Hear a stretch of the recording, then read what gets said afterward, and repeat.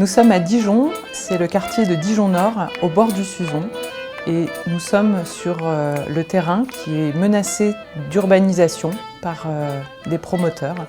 Puisque je te dis qu'il n'y a pas eu de concertation des habitants et qu'aucun élu n'a voté contre la bétonisation des berges du Suzon. Le terrain abrite 58 espèces de papillons et 65 espèces d'oiseaux. C'est aussi une zone inondable. Au bord du Suzon, il y a de nombreux arbres, une très belle ripisylve qui est elle aussi menacée par le projet immobilier qui prévoit d'abattre 90% de ces arbres alors que c'est vraiment un habitat pour les différentes espèces. Le collectif Sauvons les berges du Suzon se bat pour pouvoir préserver un îlot de fraîcheur et de biodiversité. Dimanche 20 novembre, c'est l'inauguration de la réserve urbaine de biodiversité du Suzon.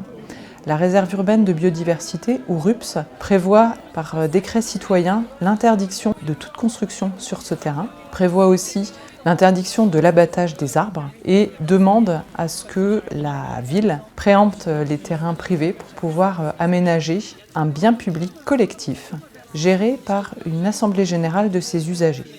La RUPS est un bien public collectif. Tous ses usagers doivent en prendre soin et l'entretenir.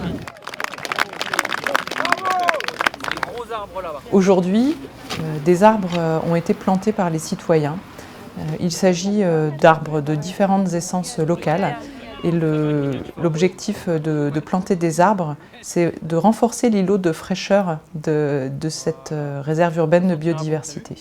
La mairie de Dijon veut vendre un terrain d'1 hectare et le collectif Sauvons les berges du Suzon s'est adressé au maire de Dijon par un recours gracieux pour notamment lui demander de retirer la délibération du conseil municipal actant la vente du terrain. Les Dijonnais, les Dijonnaises et tous les habitants de l'agglomération peuvent signer la pétition qui est en ligne.